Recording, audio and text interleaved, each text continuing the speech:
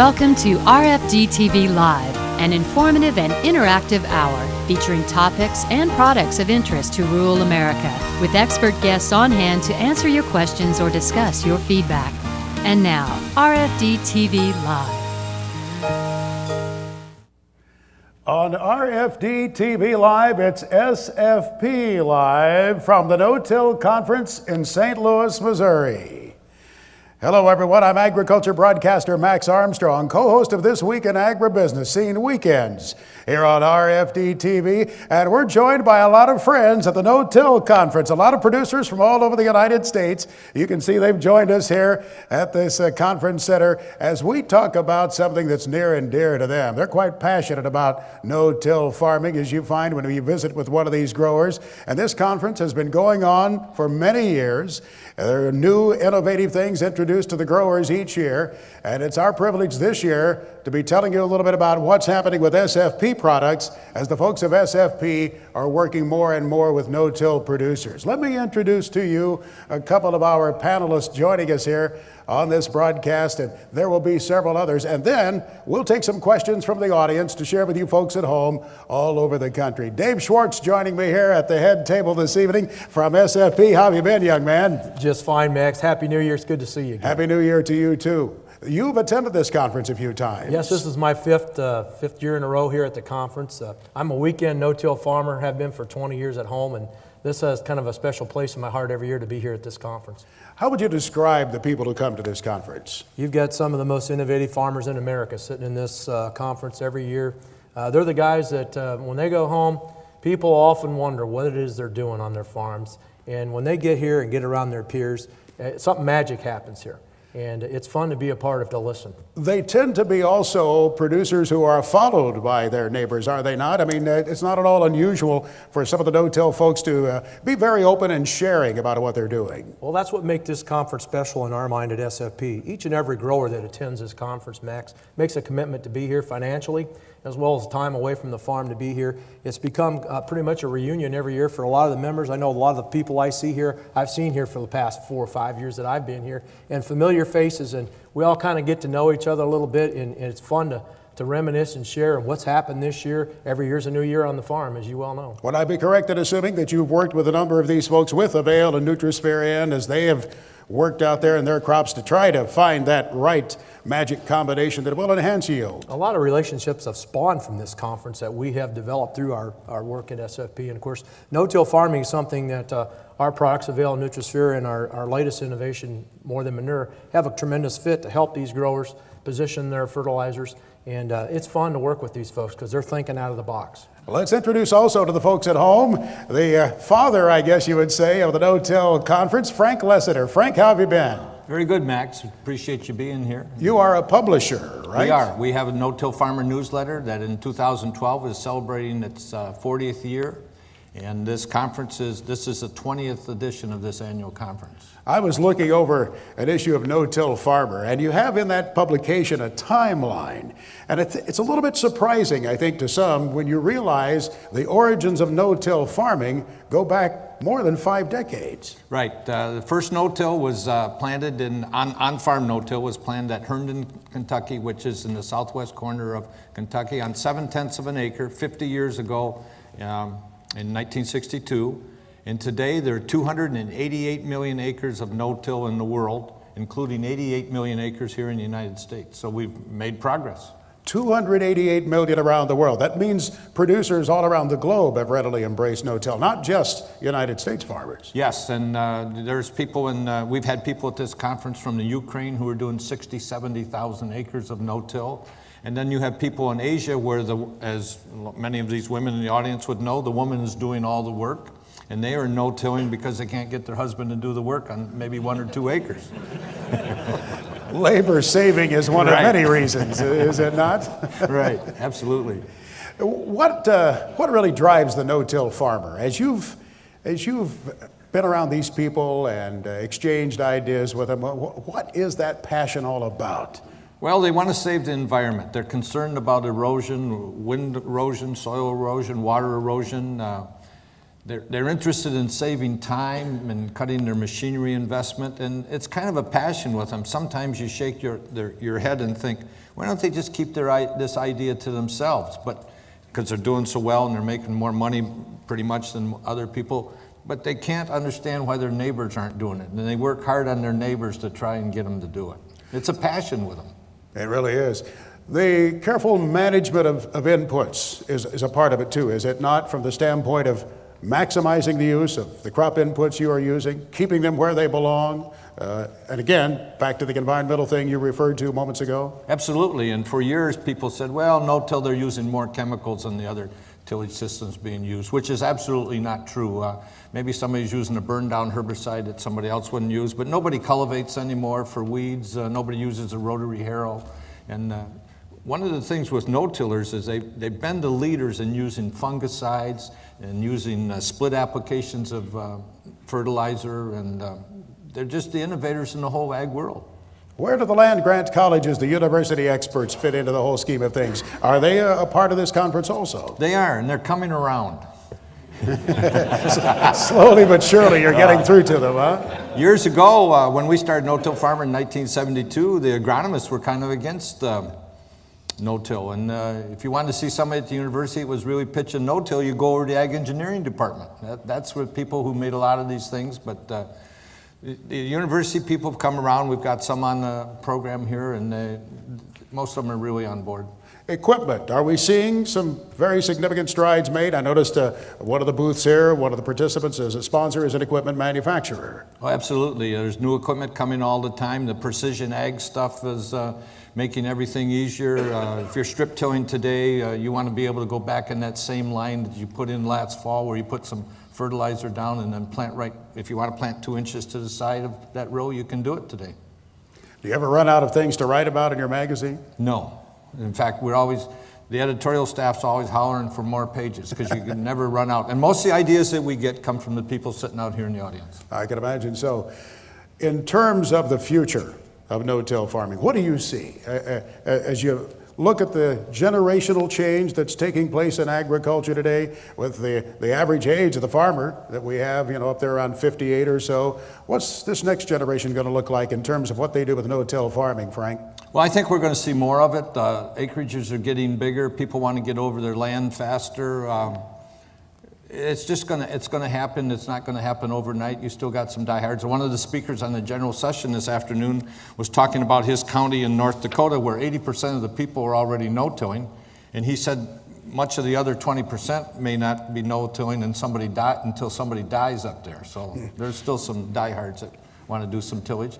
And no tillage doesn't work on every single acre. You got to do some things. And if you were to pull 10 people out of this audience and ask them what their no-till program was, there would probably be 10 different versions. Really?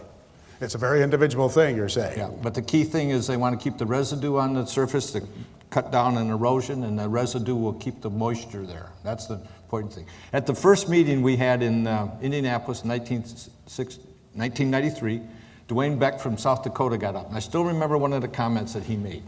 He said, in South Dakota, we no-till to conserve every inch of moisture there is. And you guys in Ohio can no-till to get rid of some of this moisture. And there is some truth to that. Dave Schwartz, as you look at this bunch and you interact with them, are you finding that they're readily embracing the products that SFP is offering, and as you're visiting with these people and sharing with them some case studies? Oh, absolutely, Max. Everybody here wants to get better at nutrient management, and everybody is here. I think Frank alluded to environmental being the number one reason, and I'd like a show of hands. Is environmental one of the number one reasons why you like to no-till farm? Absolutely. I'll raise my hand. That's why I no-till farm. We all are passionate about saving our soil, and we do not want to be known as someone that contaminates water off the acre. And so when it comes to managing nutrients, we all know that our nutrient loads that we've been putting out there, they're not the most efficient manners in which they can be delivered. That's where we fit in at SFP. We're very fortunate to have had a CEO and a founder that's a soil scientist that had the passion to go after this and tackle this topic and invent products that actually can, through science, prove that we can put more phosphorus into a growing crop less getting away off that acre. We can manage nitrogen for an entire cropping system, regardless of when you apply the nitrogen. It opens doors for people like we have sitting in the room here tonight that maybe they got equipment that they use that it might not fit just one method, but by changing methods of applying nitrogen with additives, they can now open a door that they can maybe top dress, which is a lot more efficient if you can top dress your nitrogen versus putting it all on in the fall, putting some of it at risk to weather taking it away. So, and then when it comes to livestock manure, I want to throw one more thing in there. You know, how many in the room have to deal with livestock manures as a fertilizer source? Quite a few, and that number, you talk to no-till farmers, there's a lot of them. And managing livestock manures is something we tackled here about 4 years ago. Why not look at that and be able to, you know, better utilize the nutrient loads in these livestock manures? And that's what our latest product that we're bringing to the marketplace, More Than Manure, is going to offer in that aspect. So it gives another tool for these people to be able to manage their risk and farm better. You talked about the environment, and I would throw this out to both of you gentlemen, but starting with you, Dave. You know, we hear comments coming out of Washington from the Environmental Protection Agency and planned regulations that really send a chill up and down your spine. And you see, you know, what has happened in the Chesapeake Bay area in terms of regulatory efforts there. Within the past 24 hours, we've heard comments pretty high up in our government in terms of talking about water quality, the improvements that have been made, the improvements that need to be made. That could be one of the biggest issues environmentally in our nation. Is there also the concern, very realistic concern among producers, that the heavy hand of regulation, onerous regulation, could be coming along if we aren't more proactive and embrace products and techniques that can be more environmentally responsible? Absolutely. And you know what? That's the reason every one of these people are sitting here. These people are the leading edge of already being able to manage around that. They believe in that already.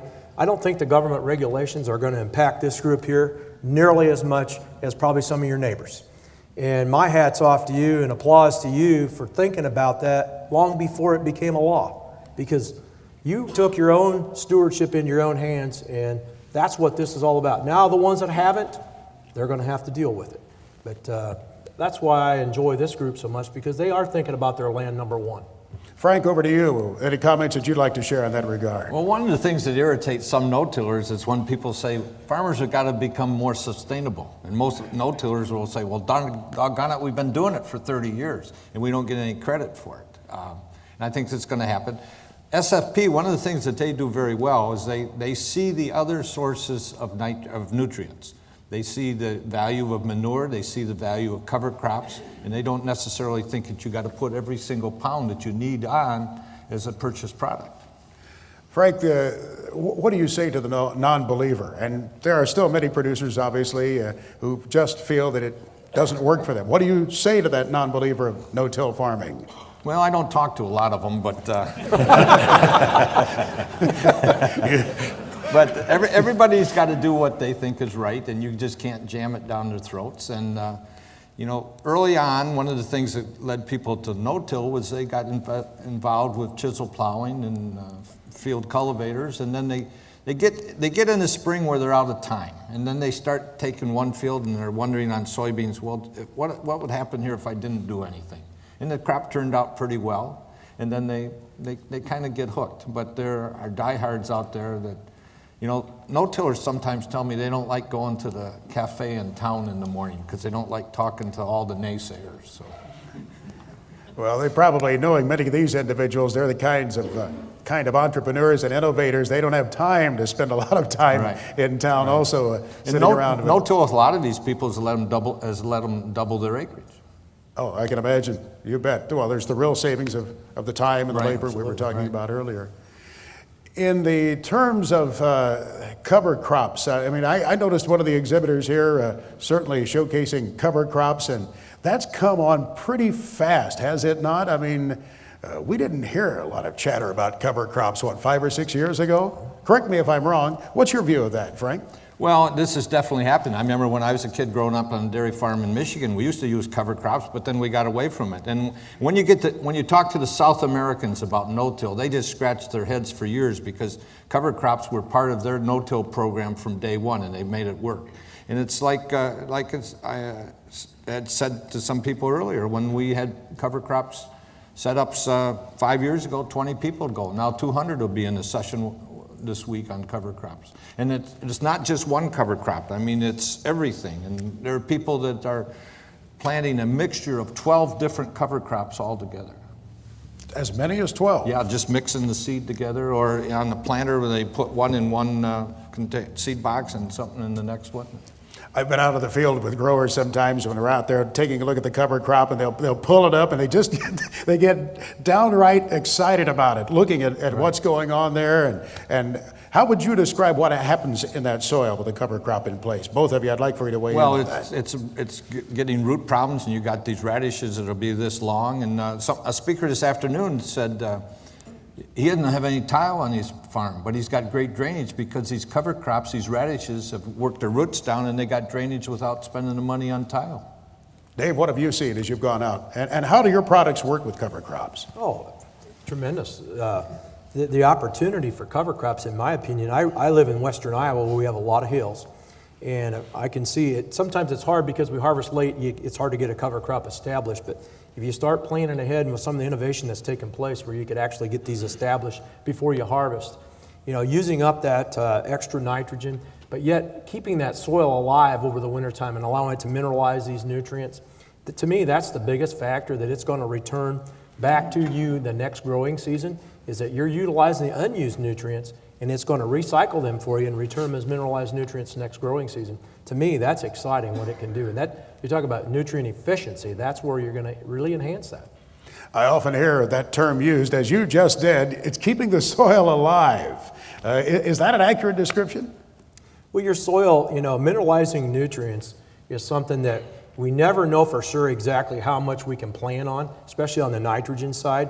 But as we use cover crops can really get you a lot more accurate reading of how much you can expect back in the timing of when that will come back in the following season. In fact, there's some models being proposed right now by several universities that they really want to push in this new in the new regulations on applying nitrogen. They don't want us to apply it all early. They want us to wait and see what the mineralization factor is going to be, plus take what you starter amount of nitrogen, and then from that quotient come up with a side dress amount so we can actually cut back the total use of N, as much as 25 to 40%. So there's a lot of work being done in that area, and I'm really watching these regs as they get developed in the Chesapeake Bay area, because they're coming right back out here, and that's what they're going to adopt in our part of the world. Stay tuned, as they say. Yes. Huh? We have a lot more to talk about here from the No-Till Conference. Frank Lessiter, thank you for allowing us to spend time with you and for hosting us here. We sincerely appreciate it. We hope you have a great meeting over the next couple of days. Dave Schwartz, don't you go away, and you folks stay with us too. We'll be right back here at the No-Till Conference in St. Louis on RFD-TV Live. Get your crops off to a great start. Use Season Pass with AVAIL, your ticket to higher yields. Season Pass, a low-salt starter, is non-corrosive, includes zinc, low application rates, available NPK row starter, and includes AVAIL technology. With as little as 3 to 5 gallons per acre, Season Pass can be applied in furrow, saving precious planting time while maximizing your yields. To get your growing season off to a great start, contact Darren Blank at 812-455-4911. If you like RFD-TV, you're gonna love Rural TV, a new second television network to better serve the rural world. Set to launch February 1st, Rural TV will expand on RFD-TV's popular family-oriented programming format. More ag, more equine, more traditional music and entertainment. All the viewer requests not possible to add to RFD-TV will now air on Rural TV. So get ready, rural America. Rural TV is coming. Stay tuned for details. Join Bob Cervera and Paige Wallace as they host the Angus Report Monday, 8:30 a.m. Eastern on RFD-TV. The half-hour show is the first morning news program created by a beef breed association for beef cattle producers. The program will also include recipes and beef preparation tips from chefs at Certified Angus Beef Brand. We'll also take viewers across the country to industry shows. That's the Angus Report, Monday, 8:30 a.m. Eastern, and Saturday, 2:30 p.m. right here on RFD-TV. Improve your pastures from the ground up with the Co-op and NutriSphere-N Nitrogen Fertilizer Manager. Felt like we got a really good return on NutriSphere this year. We had some of probably the best pastures. Our pastures stayed greener longer this year than probably they ever have since we've been farming. It convinced me this year that I'm a believer in NutriSphere. I'll be using it from now on. Talk to your local co-op today to add NutriSphere-N to your nitrogen fertilizer order and for all your beef, dairy, and equine needs, or visit them at ourcoop.com. Back at the No-Till Conference in St. Louis, we're joined here with our live audience on RFD-TV Live. It's SFPLive. Max Armstrong here. It's a privilege to be able to come into your home and tell you a little bit about the No-Till Conference and this passion that these no-till farmers share as they come around. We've met growers here from Ohio, Michigan, Kansas, Kentucky. Let me introduce to you a couple of more panelists who are joining us here at the conference, who are interacting with the growers and sharing this story of no-till farming. Sitting right here next to Dave Schwartz is Dr. Barney Gordon, Professor Emeritus of Kansas State University, living in Kentucky these days. Barney, how have you been? Just fine. It's good to be here and good to see you, Max. Good to see you as well. We've had you on SFPLive in the past, and you survived, and you helped share a good story. And sitting right next to you, let me also introduce to our audience here at home, Phil Needham. Phil is Needham Ag Technologies, and he's talking with a lot of these growers here too at the conference. How have you been, Phil? Doing real good, Max. Really appreciate the opportunity to be here. I bet. You enjoy this interaction with the producers? It's really good. It's a lot of what I do. I work with farmers around the country and around the world, and a great group to work with. And where are you located? We're located in Western Kentucky, Calhoun, Kentucky. Yes, sir. I think I misidentified your location, Barney. I put you in the wrong state, didn't I? You're in Tennessee, aren't you? We're very sensitive about that. I know. I saw a couple of volunteers coming at me from the crowd. It's kind of a raw nerve there.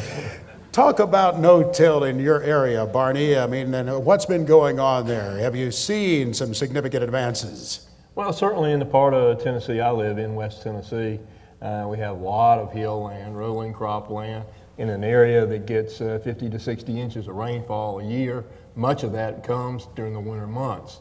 So no-till, keeping residue cover on that soil surface, is absolutely critical to successful farming in that part of the world.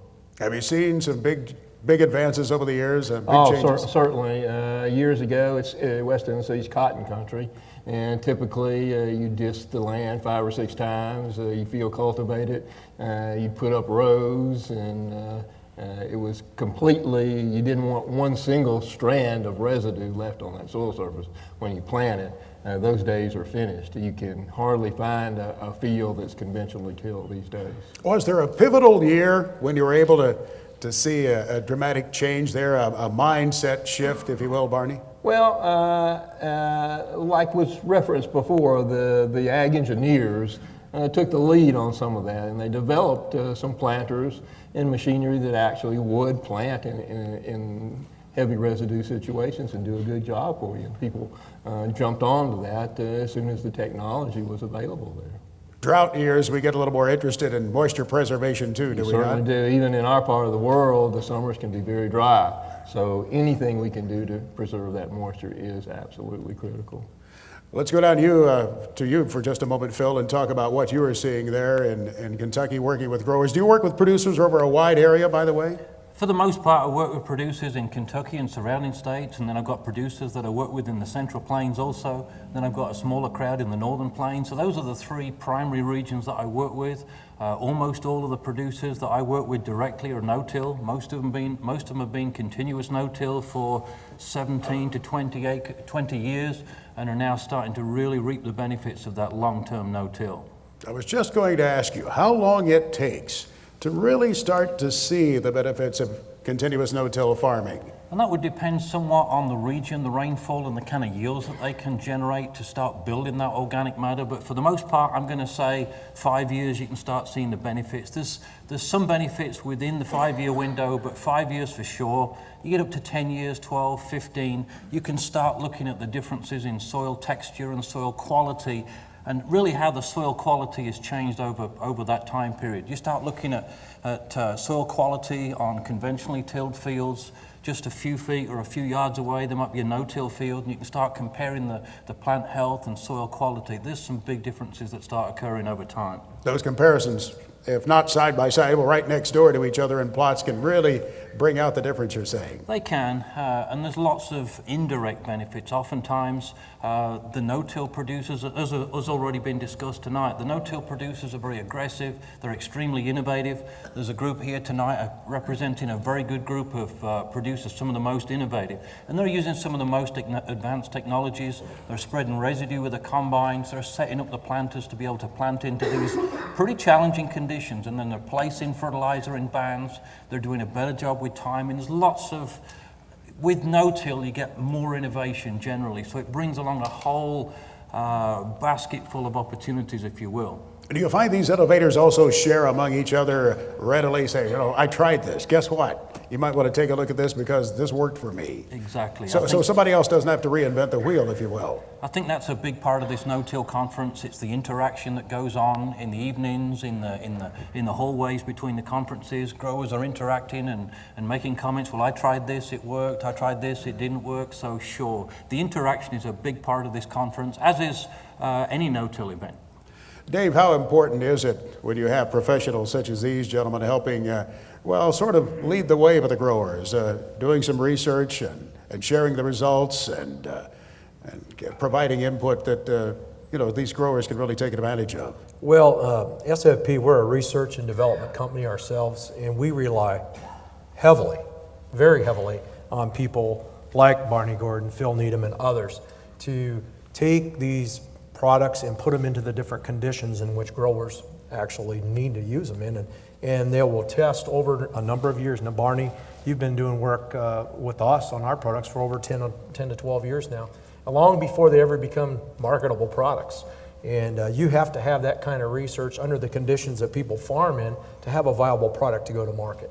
So they're very, very important to us. The pipeline is long sometimes, isn't it? It takes a while to bring a product to market. Well, it does. And then under the conditions that no-tillers have to go through, that's even more extreme. So you got to make sure that you got a product that delivers not only 1 year, but several years under, you know, many different conditions. And I think we'll hear maybe a couple producers talk about, you know, don't tell me something 1 year. Tell me what worked over the 3-year period, a wet year, a dry year, and a normal year. That's when you find the consistency of a product or a practice that will work. It strikes me that you two gentlemen, Barney and Phil, you're in kind of a concentrated area there. I mean, you're in adjacent states where you operate now. You have worked with growers elsewhere.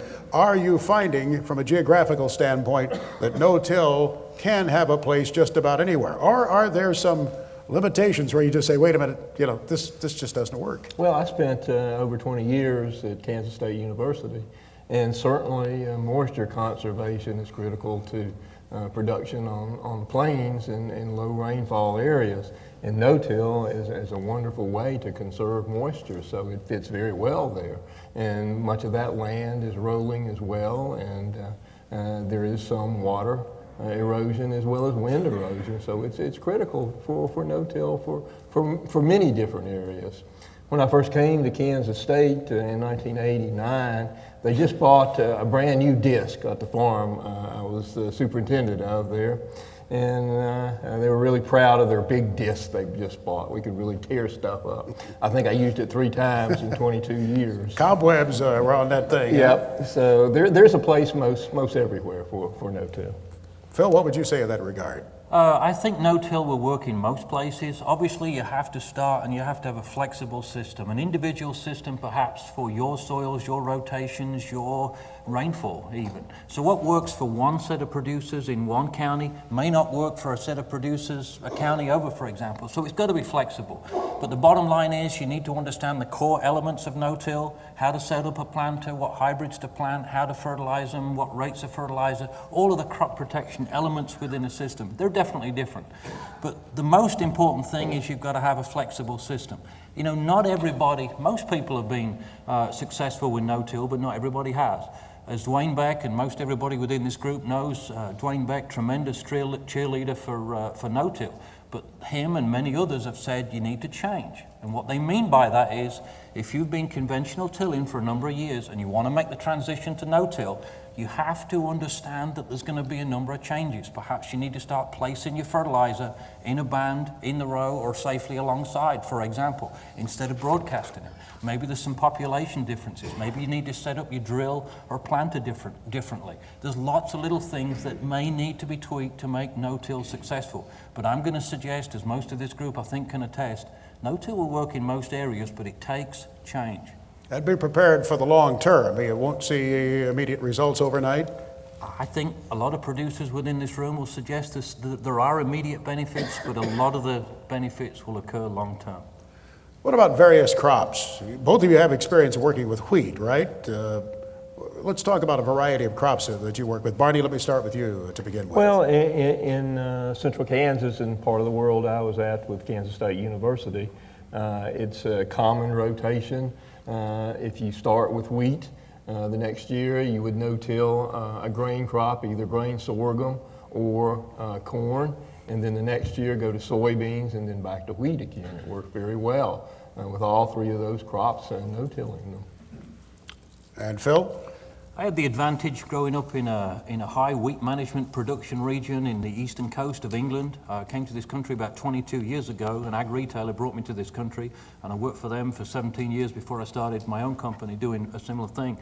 But I had the opportunity to, in England, where I was brought up, 140 to 160, sometimes over 200 bushels per acre of wheat are produced. So I was brought to this country to help develop and expand a high-tech crop management system. And when you've been used to raising 140, 160 bushel per acre wheat, and you come to a state such as Kentucky, at the time, 20 years ago, the state yield was in the low to mid-30s. So myself, in addition to lots of others that were brought over from Europe, we worked very closely with the university and others, and the joint contribution has more than doubled the Kentucky state yield, for example. If you look at USDA data now, it's gone from 30 to 35, 20 to 25 years ago, up to the high 60s, sometimes into the low to mid 70s now. It's all about working together. So the group that I used to work for on my own now, we work very closely with the University of Kentucky in addition to many others. It's all about exchanging ideas. It's all about information and learning from each other, and that's a lot of what we try to do. There seems to be a ready exchange that really helps foster the growth of no-till. And the conferences like this are a catalyst for that success also. The equipment companies, they've been a partner too, have they not? Have they responded as well as they should, you think? Let me just start over here with you, Dave. This is something important to you too. Have they come in and said, okay, what can we do to make this work better? Well, they're part of the whole cycle here. They're part of that system. And yes, they've been very good at listening and adapting. You got some guys that'll go out in the back shop and start crafting things with ideas that we've brought them just at our company. And I think that's what America's all about, is somebody comes up with an idea and an entrepreneurial grabs a hold of it, individual, and crafts it. And next thing you know, you go to a major manufacturer with the idea, and now it becomes a practice. It's amazing what guys can do in their shop over a long winter, isn't it? Some of the best ideas have come out of farm shops. Barney, what have you seen from the equipment companies? Well, certainly a lot of the best ideas do come from farm shops. Our planter we used at K-State, we modified for no-till in our own shop during the winter time. But the companies pay attention to those things, and those things that they see work, they pick up on. And some people that are uncomfortable with complete no-till, the strip till situation has come on. There's been a lot of innovation in strip till machines recently. A lot of different situations where it is difficult to place fertilizer in no-till situations, and the companies have worked out those things and provided products that do a really nice job of fertilizer placement. Phil, anything you'd like to add in that regard? I'm very fortunate to live in Kentucky now. There's a lot of innovative producers in Kentucky. There's two farmers that have invented some new products. Mr. Eugene Keaton developed the finger pickup meter, the radial bean meter, the Keaton seed firmer that a lot of people use. There's Mr. Howard Martin not too far away, developing lots of residue management tools, row cleaners, closing systems, etc. And like you said just a moment ago, a lot of the best designs come from farmers. So I'm very privileged to work in Kentucky with a lot of innovative producers. We're dealing with a different residue scenario now, aren't we, than we were, well, just not many years ago. It's a tougher residue, is it not? I mean, what is this? How does this change the scenario, Dave? Well, in corn production, you've got triple stacked hybrids that just do not break down nearly as fast. You're growing 200 plus bushels of corn. We got some people over 300 bushels now. You take the amount of residue that generates, that presents a huge problem to the no-till farmer. And equipment innovations like we were just talking about have to take place in order for these to be perfected, to be able to get a seed bed that you can plant into. And so, yeah, there's all kinds of things that a no-till farmer has to consider that a conventional farmer doesn't. Anything you guys would like to add to that regard in terms of residue and residue management? Certainly crop rotations play a big part in that residue management as well. Sure, absolutely. There are many reasons for rotation, aren't there? SFP, I know you have done quite a bit, as you said a little bit earlier, Dave, you've done a lot of research out there in the field, and this hasn't been haphazard testing. I guess one thing that has impressed me, when I look at test results, I always say, okay, who generated these? I use the phrase all the time, I want to see third-party, peer-reviewed scientific evidence, doggone it. And you do use third parties a lot, don't you? Well, that's the only way you're going to have a viable product to sell. You've got to use people that are credible, people that have a long history of doing good research work. And if you don't, you're just laughing at yourself. I mean, these people out here that pay the money to buy these products expect that of a company, and that's why it's a privilege to work at the company that I work for at SFP, because, well, our founder, he was a field researcher and a soil scientist, so research was always at the top of the list for him. So we just don't let anything out of the bag until we've got plenty of research behind it. You're talking about Dr. Larry Sanders. Yes, I am. He is a scientist by training. I'd call him a lovable nerd. That's just in this room. Larry, I hope you're watching tonight. I tell you what, he is so passionate about it. When you talk with him, I mean, it's just, you can't help but get caught up in embracing, Well, there's just one thing about Larry Sanders. Larry Sanders grew up in an East Texas cattle farm, and the soils were so poor there that every time they applied fertilizer, they absolutely couldn't see very little to no value out of it. And that just chapped him as a young lad, and he made that his passion to go to college and get his PhD in soil science. Spent 20 years out traveling the world learning about more and furthered his education once he became a PhD, and then set out to be an entrepreneur and invent products to address that very same problem that he experienced as a young boy on the farm, and get more out of that fertilizer than just spreading it and hoping that maybe you get a little grass out of it. So. Thank goodness for the individual private research that is taking place, but I have to ask both of you, Barney and Phil, about our research spending and our commitment in this country, and specifically as it would relate to no-till. Are we doing enough away from the private sector? Are the land-grant colleges doing what they ought to be doing in terms of no-till research and just research in general? Because the dollars are getting awful tight. Well, that's the thing, as somebody that was in a university system for most of his career, those dollars have gotten harder and harder to get. And positions, people retire, positions aren't filled. The number of actual field researchers at our universities has probably dwindled all the year. Over the years, there are probably more people doing basic research, genetic type things, and environmental pure environmental soil chemistry type things rather than doing field research over the years. So it is difficult. I think most of our universities still strive to serve the farmer, to serve the local farmer, and to do research that's applicable to our cropping situations, but it has gotten more difficult over the years. Phil, you've been able to observe this not just in North America, but over the European continent. Do you continue to watch what's going on there, by the way, and what are you seeing? Yeah, I get a lot of opportunities to travel, speak at different conferences and events around the world, and I think it's pretty much a global issue. I mean, most university contacts that I know and work with are finding significant funding cuts, something in the order of 5 to 10% cut per year, and this has been going on for a number of years, and they're expecting that to continue. So it's sure not good. So there's a lot of opportunities for private institutions, organizations to go out there, and that's simply what the no-till conference such as this is all about, just exchanging information. What works for one guy, another guy learns about it, he tries it, multiplies it, the neighbors around them begin to continue expanding it. So yes, we need the research, but also some of these farmer trials are very valuable also, just to evaluate things on their farms, their soils, their rotation, rainfall, etc. Phil Needham, Barney Gordon, Dave Schwartz, we want to hear more from you. And we're joined by a cast of, well, darn near thousands here at the No-Till Conference in St. Louis, Missouri on this edition of RFD-TV Live, SFPLive. We'll be back to hear from some of the producers.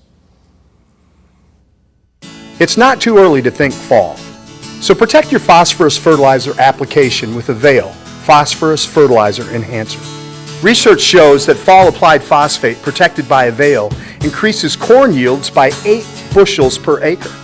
That's why it pays to add AVAIL Phosphorus Fertilizer Enhancer. So save yourself time and money next spring. Talk to your fertilizer dealer today for more information, or visit chooseavail.com. RFD-TV.com is brand new inside and out. There is a lot to see and do at RFD-TV.com. There, you'll find a schedule of your favorite programs and detailed show descriptions. See up-to-date Market Minute video reports, current news, blogs, and events.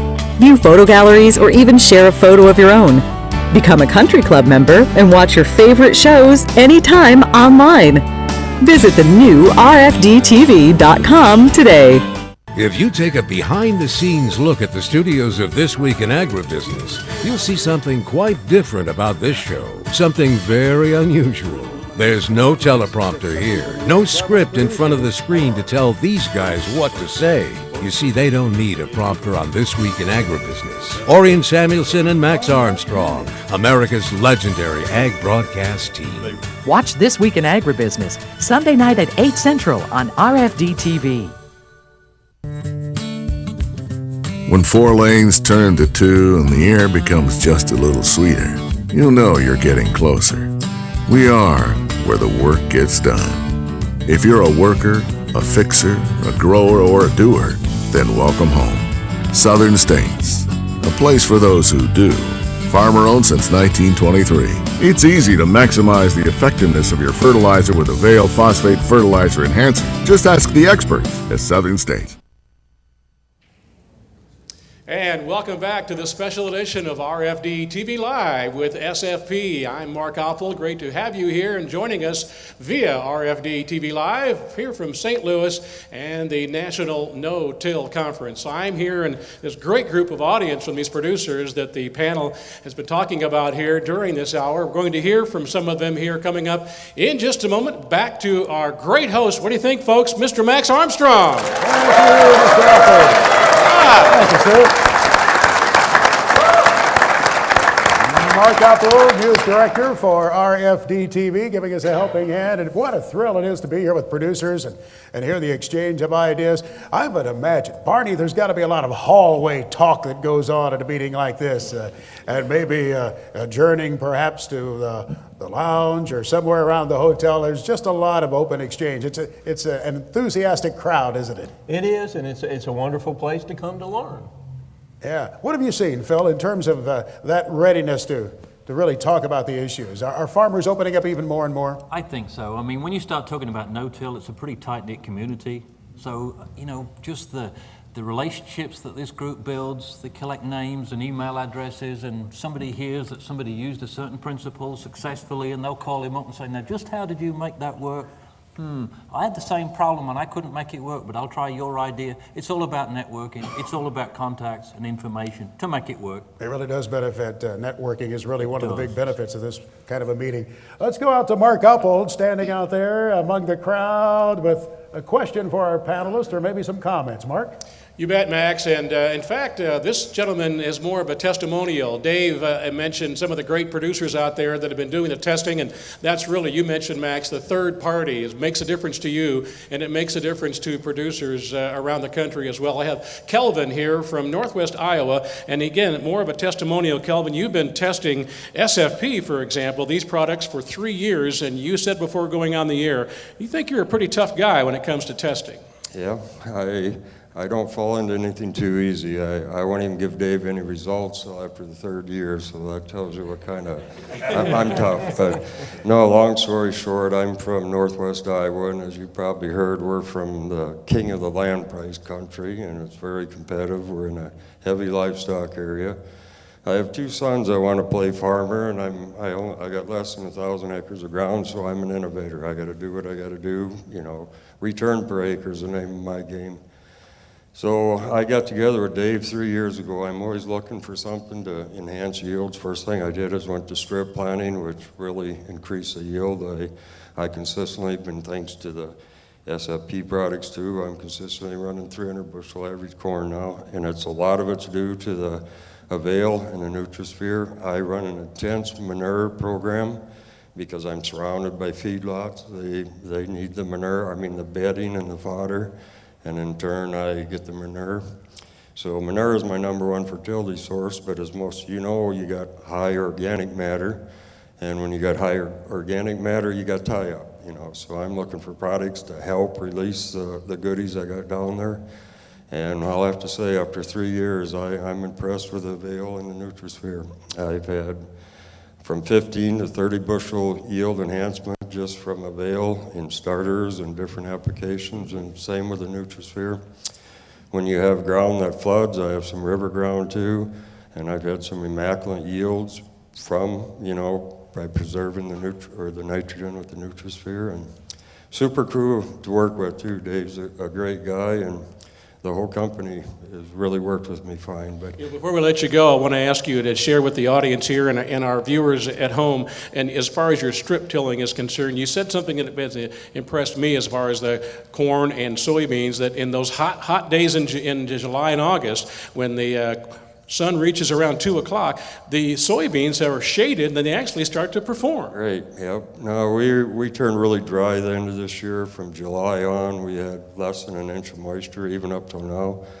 And with my strip planting, when I went into this, I figured I was going to give up some soybean yield, but I was impressed, and I didn't, because a lot of it was due to the early plant, and we turned the planter loose at the same time, so I'm planting beans in mid-April. In Northwest Iowa, that's a little aggressive, but you can ask my wife. I've always been aggressive, and I'm never satisfied, but she's in the audience, so I better be careful, because she says too, she said, you got to be the crappiest person in the world, because you obtain a goal and you're still not satisfied, so you want to keep going up. But she got her new house, so she can't. All right. Thank you very much, Kelvin, very much. That's Kelvin from Northwest Iowa. Question. And we have, Max, this is a question for Phil. It comes from Harry from Indiana. He says, how important is it to top dress wheat?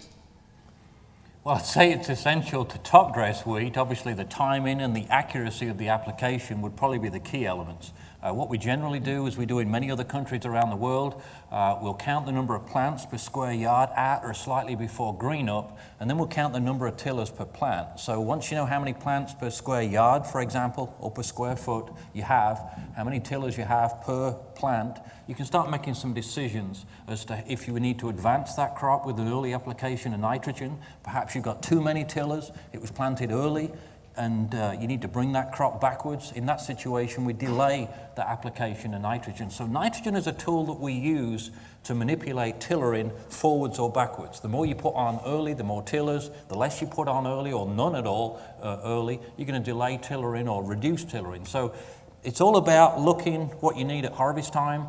Generally, in most of the areas represented by this conference, you need 500 to 600 heads per square yard at harvest time. So we're trying to manipulate tillers up or down to try and achieve that goal of 500 to 600 using nitrogen. And the last thing I might suggest is uniform application. When we first came to Kentucky, the group of European agronomists, a lot of fields, a lot of growers were using urea. They were spreading it with spinner trucks and spinner buggies, and generally the standards of uniformity were not very good. So for the most part, we switched all of those guys almost over to either air trucks or liquid application with stream bars, to the point in which we can really focus on uniformity. You're probably not spending any more money, but you're just doing a better job delivering nutrition evenly and accurately. Phil, after top dressing, how significant can nitrogen loss be sometimes? I think of some of the heavy rains, for example, that you guys get through that region. Depending on your soils, if you start looking at denitrification for a loss mechanism, you've got saturated, warm soils, denitrification can be huge, okay? Looking at some of Montana's work, they can suggest 3 to 5% of the total amount of nitrogen can be lost per day if the conditions are appropriate. 3 to 5% per day? Of the nitrogen per day, assuming the favorable conditions. Okay, and that assumes surface applied nitrogen. If you're on coarse textured soils, especially during heavy rainfall events, you can lose a lot in addition to that with leaching. So a lot of these tools that we can use now to help keep that nitrogen available to avoid losses, we should look at. All right, our next question, it comes from Iowa here, from Kelvin's home state. It's from Jake. He wants to know, this is for you, Barney. He says, what micronutrients do we as corn and soybean growers need to pay attention to most? Well, of course, zinc is the first thing that comes to mind. If you have some heavily terraced land or some land that's eroded or hill land, all those areas are hot spots for zinc deficiency. So you want to be very careful with zinc. And if you are applying a lot of phosphorus, you suddenly have a lot of phosphorus available. There's a very intimate relationship between phosphorus and zinc. You can induce a zinc deficiency very, very quickly in those situations. Sulfur is another very important product to think about as well in a lot of those situations. All right, we have one of our members of the audience here, a producer from Indiana. Chris has joined us and has a question for the panel. Chris, welcome. Thanks so much. There seems to be a growing trend within the seed industry to use web technologies to help match products to individual fields. So for example, Pioneer is using growingpoint.com, other seed companies are using myfarms.com. Question for Dave, do you see a similar trend in the chemical industry? Do you foresee those sorts of value-added services being bundled with your product to help us apply your product more effectively? You bring up a really good point there, in that technology, we need to keep embracing it. And we like to feel at SFP we're kind of leading in the technology uses. We definitely feel that we could match soil types. We know that high phosphorus levels in soils, for example, we did some research and crunched all of our database down into low P soils, medium P soils, and high P soils. And what we found was pretty much amazing to us, that we have the biggest responses from AVAIL come on high P soils, where most of your local retailers would not even recommend a phosphorus application. So we have a 13.3 bushel response on high P soils. Kelvin alluded a little bit to that just a little bit ago in his talk. What Kelvin didn't tell you is that his phosphorus levels are in the 500 to 1,000 parts per million. And he is getting that type of response by adding AVAIL just to a 5-gallon starter application. So I think that's something that, maybe some of the books need to be rewritten. A lot of the fertility guides were created back in the 70s. I think, Barney, you'll back me on that. Haven't been a lot of new research on those areas. And how much research has been done growing 200 to 300 bushel corn on fertility matters. So I think that's one issue we at SFP are trying to take on, and maybe challenge some researchers to come out and help. Let's come up with some new programs that fit more of the way we farm today, especially no-till. And yes, I can see where we can advance technology where we could actually say on these particular soil types, you could map that out where if you're variable rate applying or whatever, we think on a high P soil, you should put a bottom limit. You should put at least 20 to 25 pounds of P on those soils with AVAIL, irregardless of how high they are. Because we can show you those soils have a tendency to tie up more P than some of the lower testing soils do. So just because they're high in P doesn't mean they're high in availability. So we're learning a lot about this, and I really appreciate your question.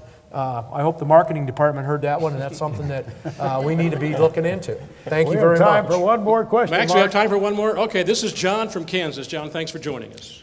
I drill cover crop blends into my corn, soybeans, and wheat immediately after harvest. How does the AVAIL affect the phosphorus usage on the cover crops? You want to try that one, Barney? All right, repeat the question. You're drilling? I'm drilling immediately after harvest. Okay. I drill cover crop blends into the stubble, and I apply AVAIL with the 1152. I broadcast that before I plant the original crop. How does that affect? What do I need to do with the phosphorus for the cover crops? Well, your cover crop, I really don't think. Are you applying your phosphorus in the fall currently? No, in the spring. In the spring.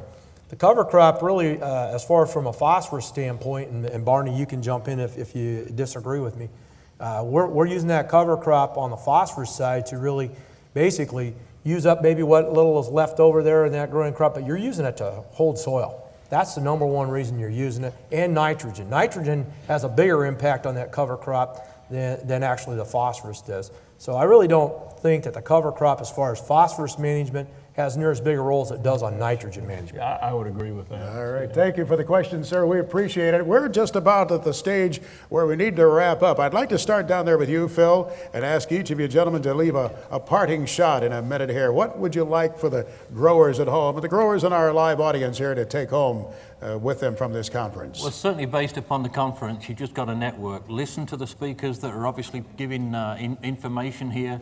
Network with farmers, like-minded individuals, maybe from the same region, maybe not. Find out what they're doing, find out how they're making it work, and share the successes. And try some things. Don't be afraid to try some new things. Most no-till farmers are not scared of trying things, okay? we've noticed. Barney? Well, I think that no-till continues to grow, and it continues to grow for the very good reasons that it works. It conserves soil, it conserves nutrients, and it's good for the farmer, and it's good for the environment. It's a win-win all the way around, huh? Dave Schwartz? I like to read Frank's magazine every month. It says last year's attendees of this conference realized an annual savings of about $14,000 and some odd dollars per acre. Or not per acre, on their operation. That would be great. Now, that's about like buying an acre of land in northwest Iowa. No, you paid good money to be here. You get out of it what you put into it, just like you do in your farm. And there's a lot of great ideas that are here to be exchanged. And go get every one of them you can, write as many down, and take as many cards from people and get phone numbers and exchange. That's what this is all about, and I sure try to get my share of when I'm here. I bet you do. Are there any common pitfalls that you've seen, Dave, that folks step into in the remaining few seconds here, the pitfalls to avoid? Well, I think you've got the most fearless group of farmers in the world right here. I don't know if there's such a thing as a pitfall anybody here is too afraid of. I think this group here is just Take every situation that you're confronted with. Ohio farmers, I talked to several last night in the restaurant. The wettest year, late planted, wet, but hey, most all of you turned out really good, didn't you? Some of them have some great stories they've been sharing here. Keep faith. Yeah, absolutely. Dave Schwartz and Barney Gordon and Phil Needham, thank you so much for the time that you've spent with us and the insight that you've shared. Frank Lessiter here from the No-Till Conference, we appreciate the time that you spent with us as well. Our great live audience, those of you who've tuned in all across the country, thank you very much for being a part of this broadcast too. RFD-TV Live, SFPLive, I'm agriculture broadcaster Max Armstrong. So long.